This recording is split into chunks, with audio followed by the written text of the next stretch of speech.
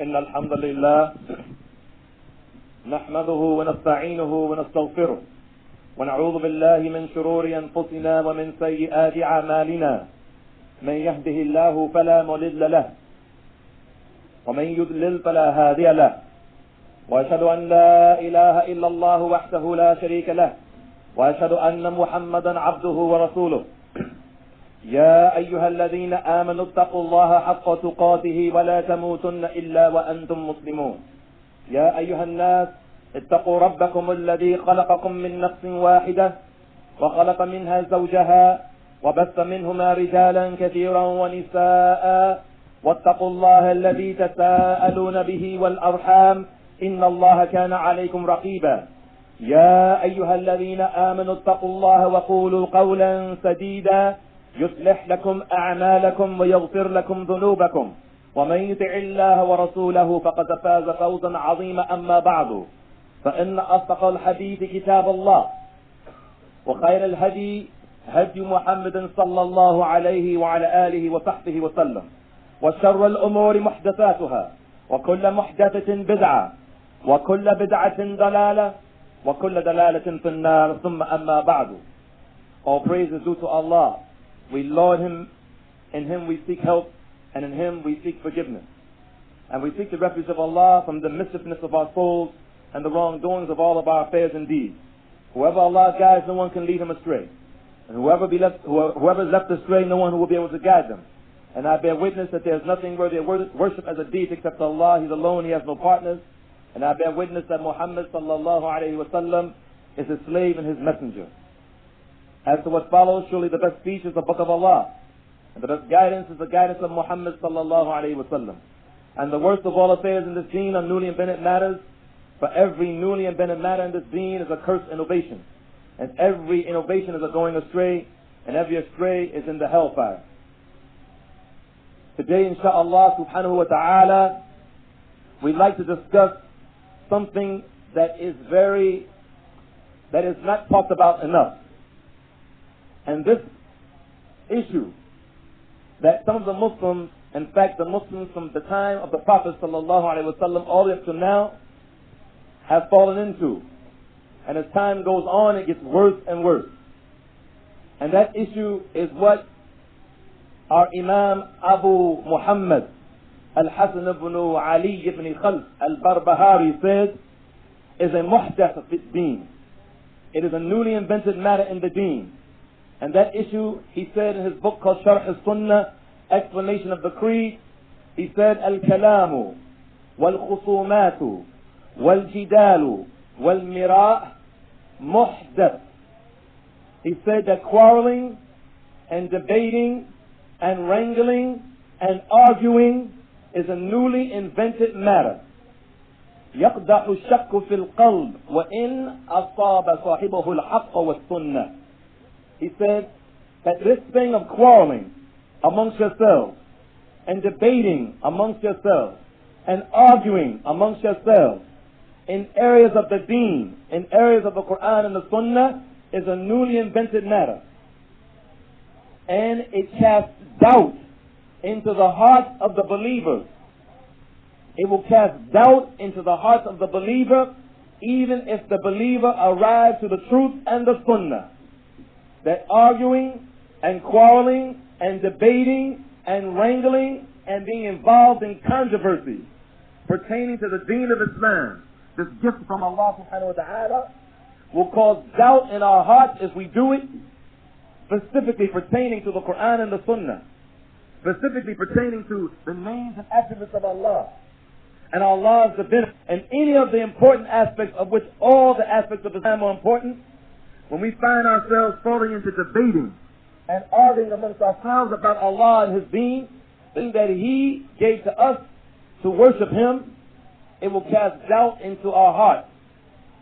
Even if you or I reach the truth and reach the Sunnah. And the Prophet sallallahu alaihi wasallam said, أنا زعيم ببيت في ربد الجنة لمن ترك المراء وإن كان محقا. The Prophet sallallahu alaihi wasallam said that I am the guarantor. I will guarantee any one of you Any of you Muslims who are listening to my voice, reciting the verses of the Qur'an and the Sunnah of the Prophet sallallahu alaihi wasallam, I will guarantee you a house, a palace in the suburbs of Jannah, in the suburbs of the garden of Allah subhanahu wa ta'ala, if he or she would leave off arguing and debating and quarreling, even if they're right. Even if you're right and you know that you're telling the truth, Allah will give you a palace in the suburbs of Jannah.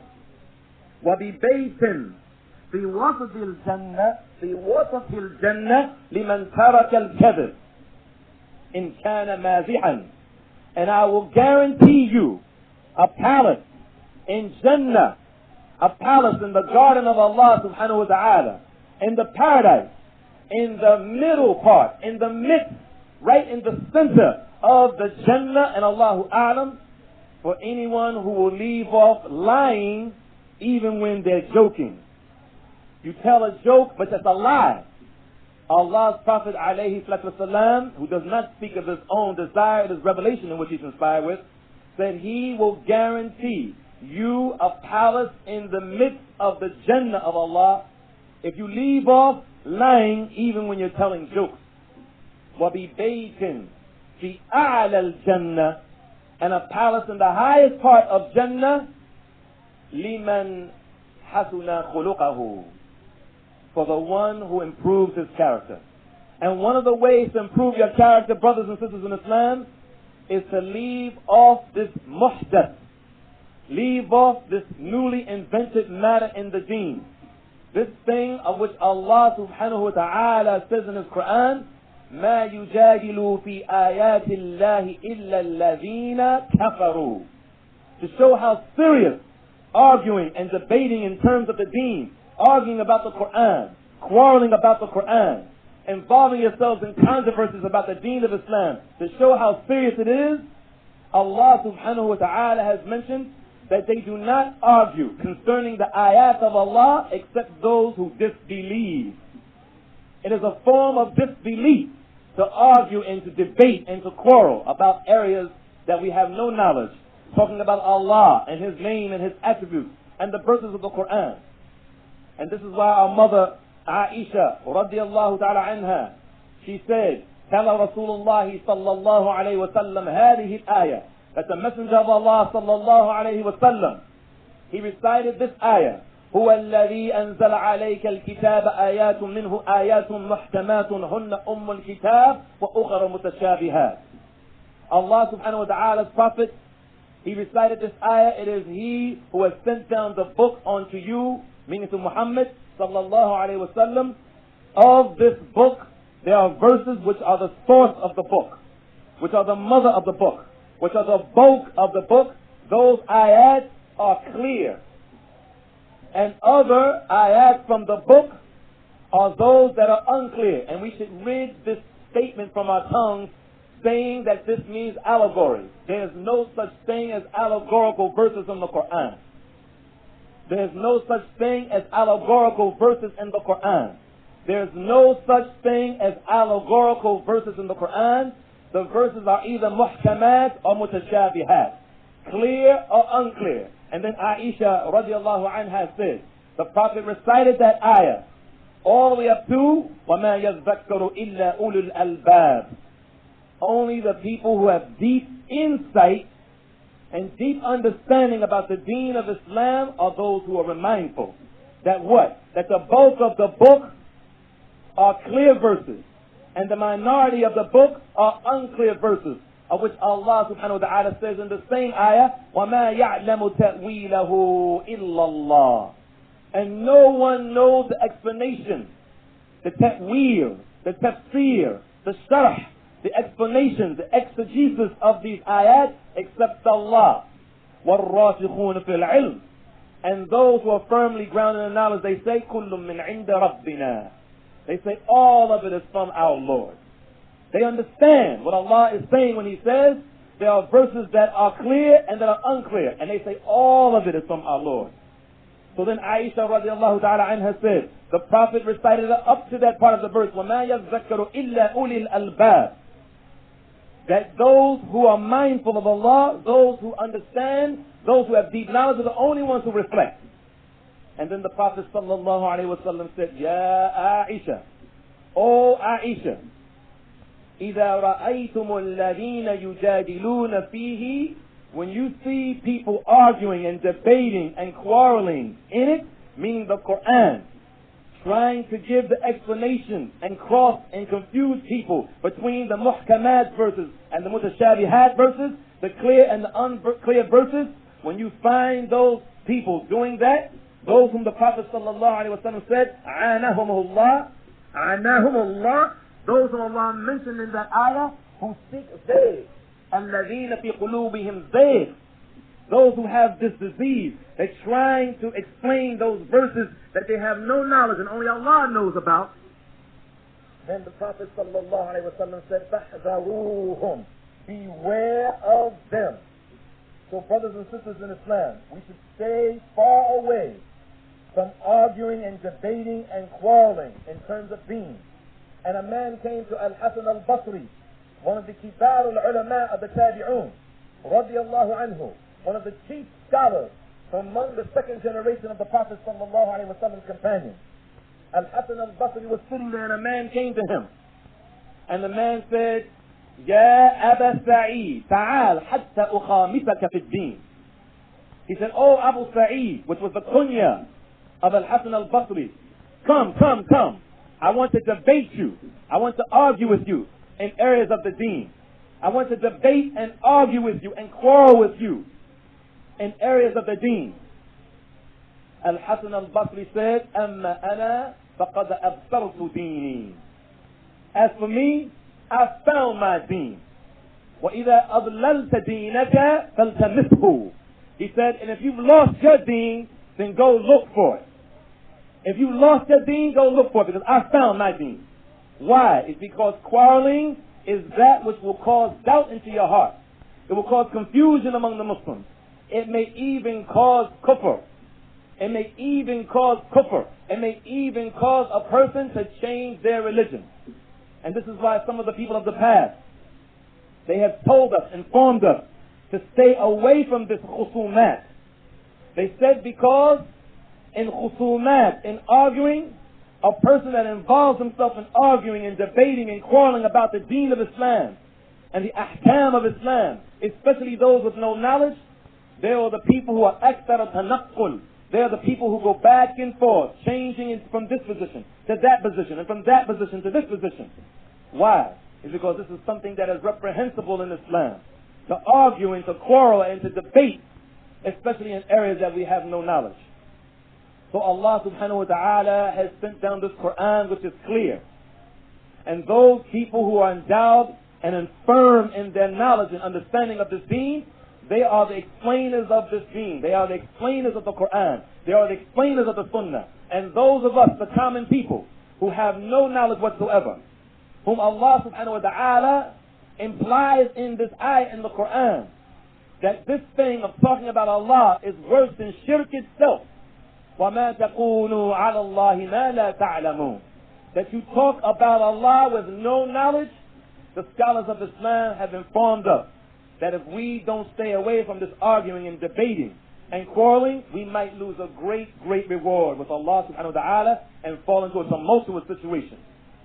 One day the Prophet sallallahu alaihi wasallam came out of his house. He came out of his blessed house, the house of revelation, ready to inform the companions radiyallahu anhum ajma'een about Laylatul Qadr. And when he came out of his house to inform them, Talaha fulan wa fulan, Talaha rajulani fiddin, bi Laylatul Qadr. The Prophet sallallahu alaihi wasallam's companion said that when the Prophet came out to inform them about Laylatul Qadr, the Laylatul Qadr of which Allah subhanahu wa ta'ala says, it is better than 1,000 months of worship. He found two men arguing from the Muslims. And then the Prophet sallallahu alaihi wasallam said, because of their arguing, he did not inform them. Allah inspired him not to inform them when was Laylatul Qadr. Simply because of quarreling, simply because of debating, simply because of controversy. So brothers and sisters in Islam, those of us who are laymen, those of us who are the common people, the masses, we should steer clear of arguing and debating and quarreling in the areas of Islam that we have no knowledge.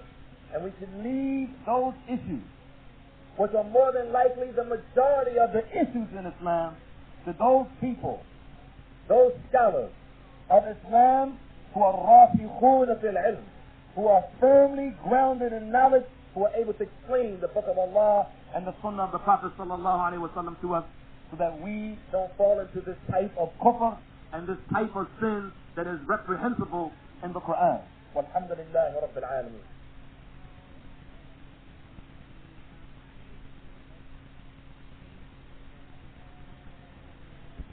الحمد لله رب العالمين والصلاة والسلام على رسوله الأمين نبينا محمد وعلى آله وأصحابه أجمعين أما بعد. My beloved brothers and sisters in Islam, these verses of Qur'an and these hadith and these statements from as-Salaf as-Salih, our rightly guided predecessors, give us an indication that the asl, that the foundation of arguing and debating is reprehensible. It is something that we should stay far away from. But there are some cases of which arguing and debating is permissible. As Allah subhanahu wa ta'ala says in His book, "Ud'u ila sabili rabbika bil hikmati wal maw'izati al hasana wajadilhum billati hiya ahsan." Allah subhanahu wa ta'ala says, call the people to the way of your Lord with hikmah, which the scholars of tafsir say it means, so we don't have to argue amongst ourselves what wisdom means, so we don't have to debate what wisdom means, so we don't have to quarrel and fall into controversies what wisdom here means. The scholars of Islam are unanimously in agreement that the word wisdom in that ayah means the sunnah. Call to the way of your Lord with the sunnah, وَمَوْعِظَةَ الْحَسَنَةِ, and beautiful admonition, handsome exhortation, and argue with the people in a manner that is best. وَلَا تُجَادِلُوا أَهْلَ الْكِتَابِ. Allah subhanahu wa ta'ala says again, do not argue with the people of the book إِلَّا بِهَلَّتِي أَحْسَنُ, except that which is best, except in a manner with that which is best. So Allah subhanahu wa ta'ala in this ayah, the first ayah, gives us the commandment of calling the people in general to Islam with the sunnah and maw'idat al-hasana, with at-targhib and at-tarheeb, telling them the good things about Islam, telling them the good things about the Jannah, and telling them about the bad things that are going to happen to them in the hellfire, and arguing with them in a manner that is best. And then specifically, Allah subhanahu wa ta'ala warns us of arguing with the people of the book, but when we argue with them, we should argue in a manner that is best. So Allah subhanahu wa ta'ala has made it clear for us, brothers and sisters. He has made it clear for us that we should stay away from arguing and debating and quarreling in areas of deen. Because those who fall into this, even if they are correct, it might just make them fall into kufr. And we ask Allah subhanahu wa ta'ala to keep us far away from kufr. We ask Allah subhanahu wa ta'ala to keep us far away from shirk. And we ask Allah subhanahu wa ta'ala to keep us far away from newly invented matters in the deen, those areas of the deen of which we have no warrant of introducing, and one of them is quarreling and debating and arguing and falling into controversies in the deen. وصلى الله وسلم وبارك على نبينا محمد وعلى آله وصحبه وسلم.